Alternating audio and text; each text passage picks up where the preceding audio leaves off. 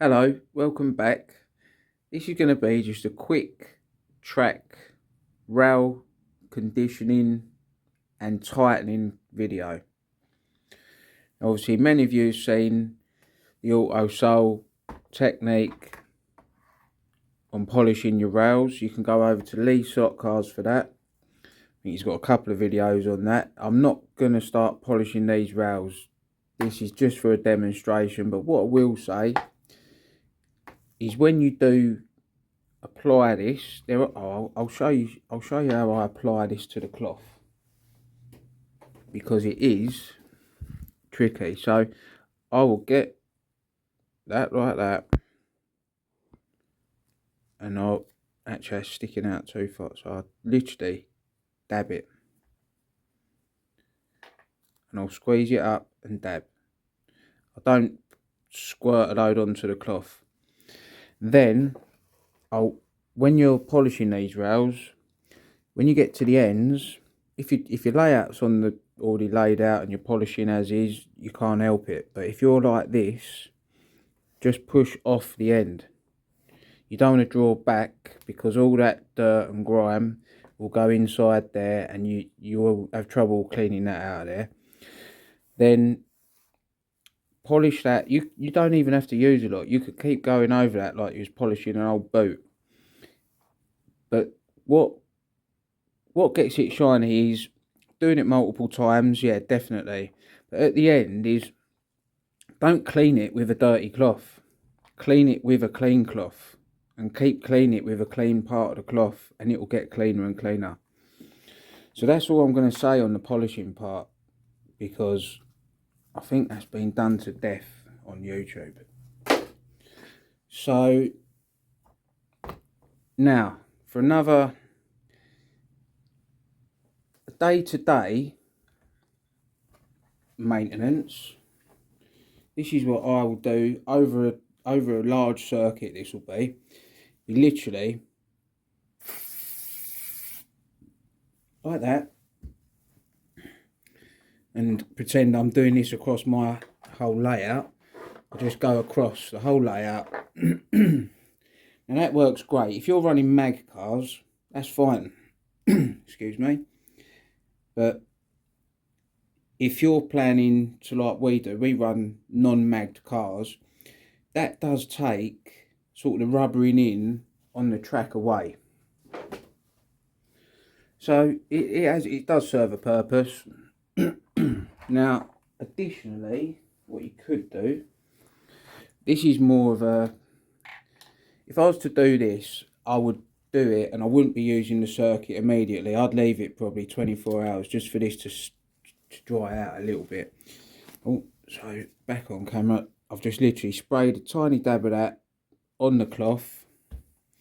As in previous videos, I'd wear it into the cloth and I'd just run round the rail only.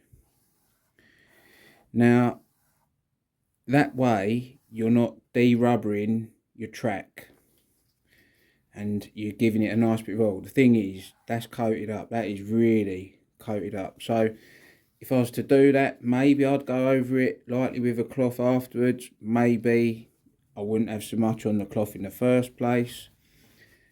And more than likely, I wouldn't be using the circuit straight away after applying that, applying the inox.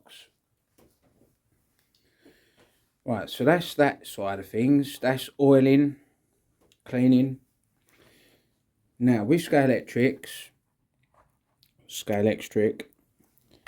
as we know, it's not like Carrera or the Polycar or any of the other makes where they have extra clips and bits and pieces. They solely rely on these two little tabs. Now I don't mind, they work. But what you find, I mean, we'll do it. We flex this track about like anything, and it does. What you find is these come loose, and they're both loose.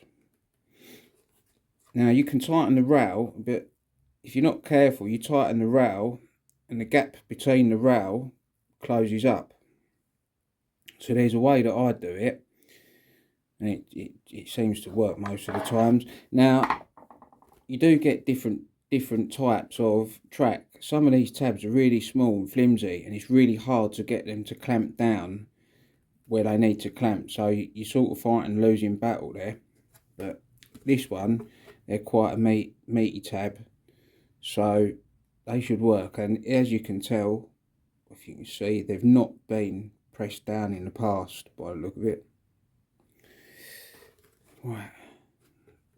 So what I do, two tools. One's a sawn off screwdriver, not quite a sawn off shotgun, but yeah, sawn off screwdriver. And it's terribly focusing, but that's what you got there. And I've just filed the ends, made it nice, so it's just nothing sharp. And I've got, I couldn't think of the name of this earlier, and I still can't. I've got one of them. So what I do, turn the track over, and the reason why I've got the wood is A, to keep the track nice and flat when I'm working on it, I don't bend it, and B, this spike will go in the slot, and I want it to be slightly wider than the slot, you see. So you can just see the track is being, I hope you can anyway, but regardless, you can see what I'm doing. I push the track apart and then get my flat ended of my screwdriver, get right in the middle of the shot with my hand,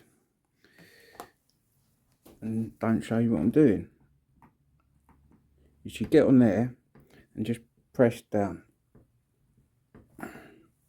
You can, I like to go from the inside and press down like that, and then that'll pop out. There still is a little bit of play, so that I can go further with that. It's just a bit tricky, but I'm doing it.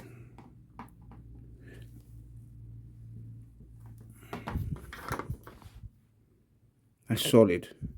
Tiniest bit of play. I'll go again. See, I'm not trying to overdo it really. I'm leaning over the camera.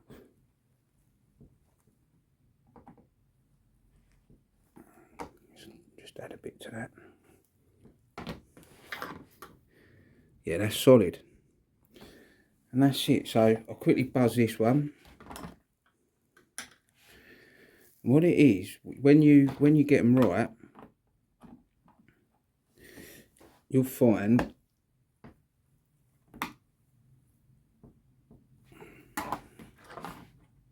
it's lovely. You'll find that when you go to clip the track back together, you can feel it's tight now,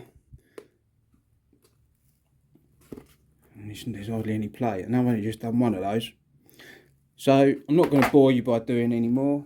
That's basically what that is.